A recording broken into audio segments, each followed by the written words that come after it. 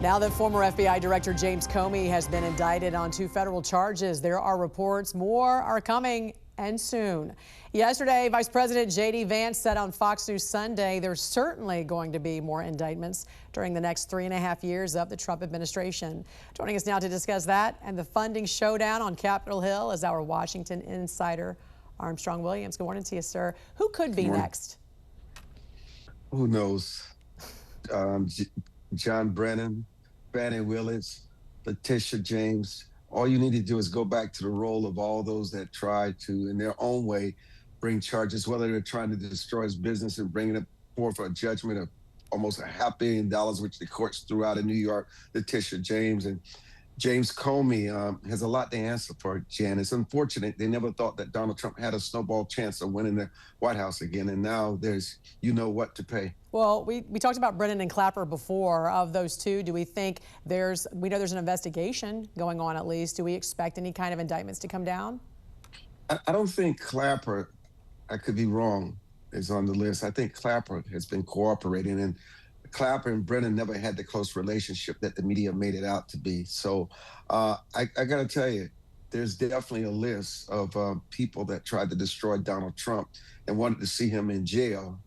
And now the opposite could be happening to those that perpetrated, and some of them just outright lied and created lies and evidence against him. I mean, just look at the Trump dossier. Also, there is a big showdown again on the budget with talks of another partial government shutdown.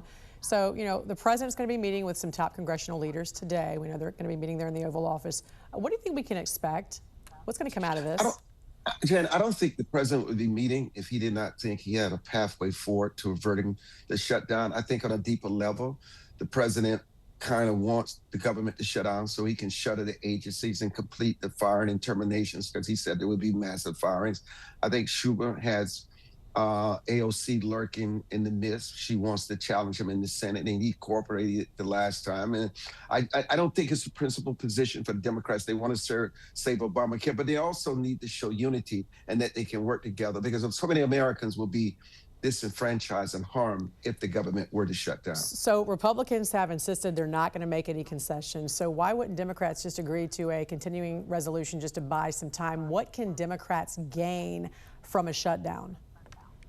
Optics, more funding, more fundraising, satisfying their base. This has less to do with principle and more about raising money and satisfying their woke base, which is very dangerous right now, Jan.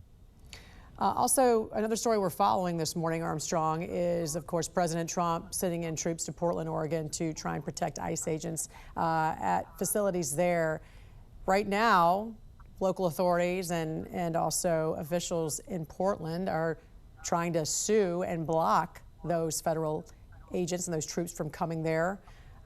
Should the president send reinforcements to all ICE facilities, especially after what happened in Dallas? Listen, we've seen this play out in Los Angeles. We've seen it play out in other places.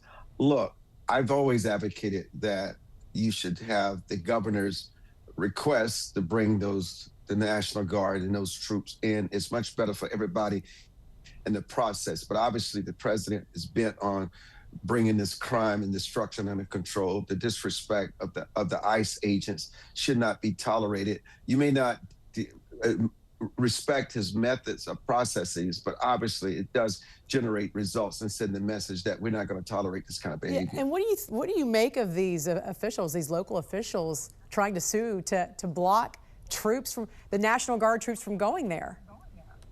It's usually failed, and by the time they're on the ground, they're there for 2 or 3 months before the courts rule, and you're able to remove them. And then the courts may reinforce itself by going to the Supreme Court saying that the troops can remain. It's just it's a show.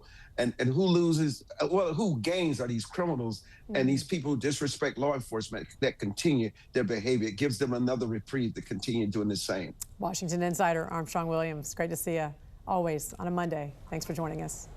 Thank you, Jan.